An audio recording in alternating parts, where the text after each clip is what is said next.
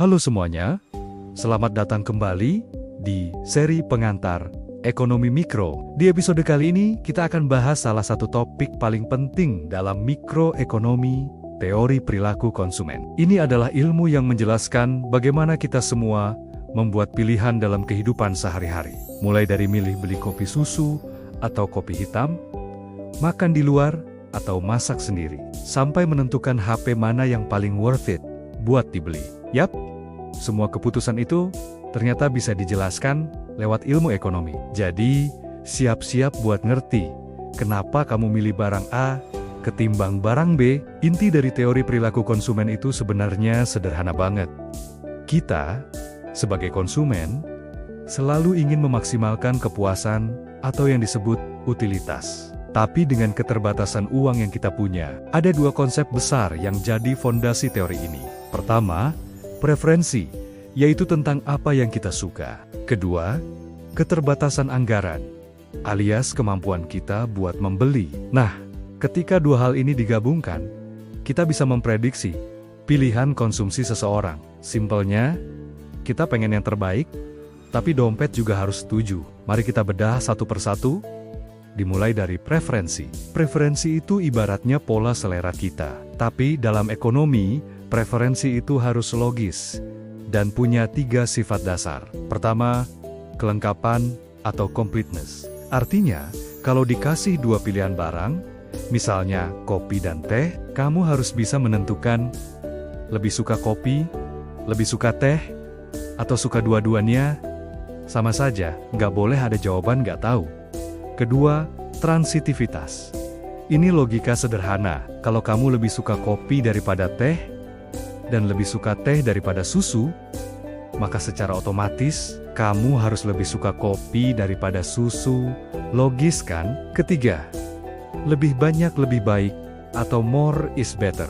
Kalau barangnya bagus dan bermanfaat, biasanya makin banyak, makin kita senang. Contohnya, kuota internet 100 GB, jelas lebih baik daripada 20 GB. Untuk menggambarkan preferensi secara visual, para ekonom menggunakan alat canggih yang namanya kurva indifference. Jangan panik dengar namanya.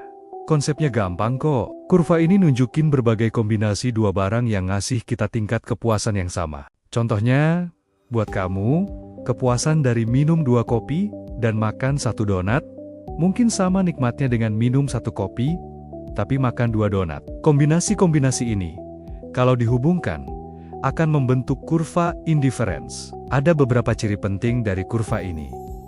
Pertama, bentuknya miring ke bawah. Ini artinya, kalau kamu ngurangin konsumsi satu barang, kamu butuh lebih banyak barang lain buat ngejaga kepuasanmu tetap sama. Kedua, kurva indifference tidak pernah saling berpotongan. Kenapa?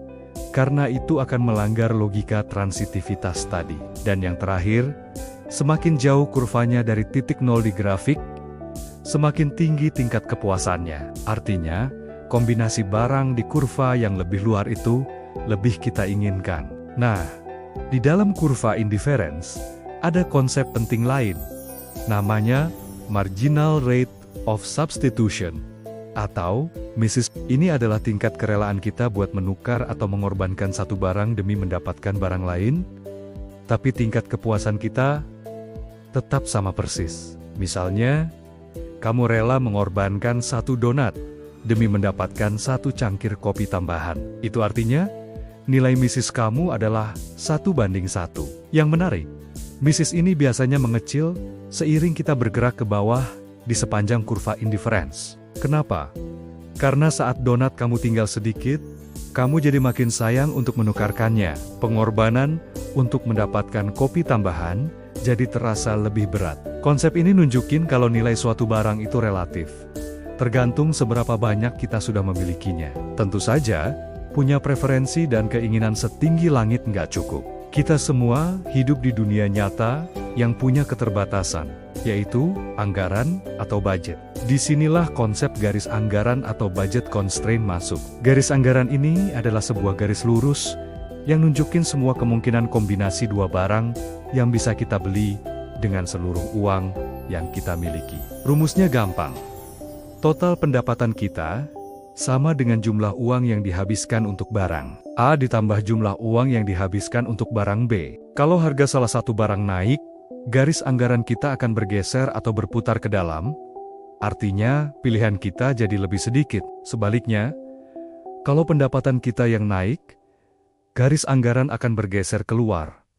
Artinya kita bisa beli lebih banyak barang, dan pilihan kita jadi lebih luas. Sekarang, mari kita gabungkan semuanya, preferensi dan anggaran. Titik di mana konsumen mencapai kepuasan maksimal disebut titik keseimbangan konsumen. Secara grafis, ini terjadi saat kurva indifference tertinggi yang bisa kita capai bersinggungan persis dengan garis anggaran kita.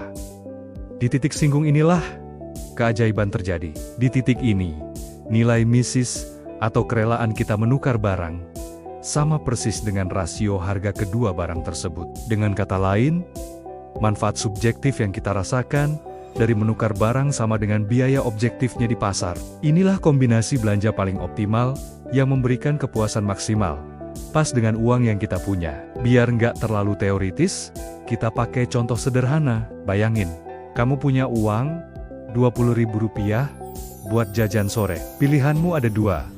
Es kopi susu harganya Rp10.000 dan donat harganya Rp5.000.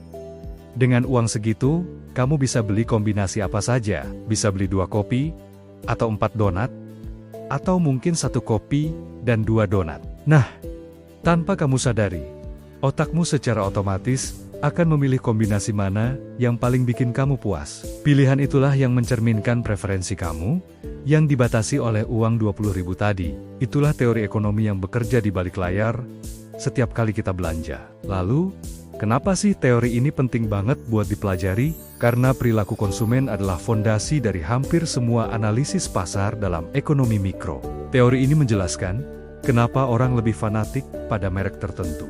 Kenapa produk Apple bisa dijual mahal, tapi tetap laku keras. Teori ini juga jadi dasar bagi perusahaan untuk menentukan strategi harga. Misalnya, kenapa mereka membuat paket bundling produk, atau kenapa promo, beli 1 gratis 1, itu sangat efektif untuk menarik pembeli. Lebih luas lagi, pemerintah juga menggunakan teori ini untuk memprediksi bagaimana masyarakat akan merespon perubahan kebijakan, seperti kenaikan pajak atau subsidi. Oke teman-teman, itu dia pembahasan kita di episode 10 tentang teori perilaku konsumen. Kita sudah belajar mulai dari konsep preferensi, kurva indifference, misis, sampai garis anggaran, dan bagaimana menemukan titik keseimbangan yang paling optimal. Semoga sekarang jadi lebih paham ya, logika di balik setiap keputusan belanja kita. Di episode berikutnya, kita akan beralih ke sisi produsen dan membahas topik yang gak kalah seru. Teori produksi, yaitu bagaimana perusahaan mengubah input menjadi output. Jadi, jangan lupa like, share, dan subscribe kalau kalian suka dengan seri ini. Terima kasih sudah menonton, sampai jumpa di episode selanjutnya.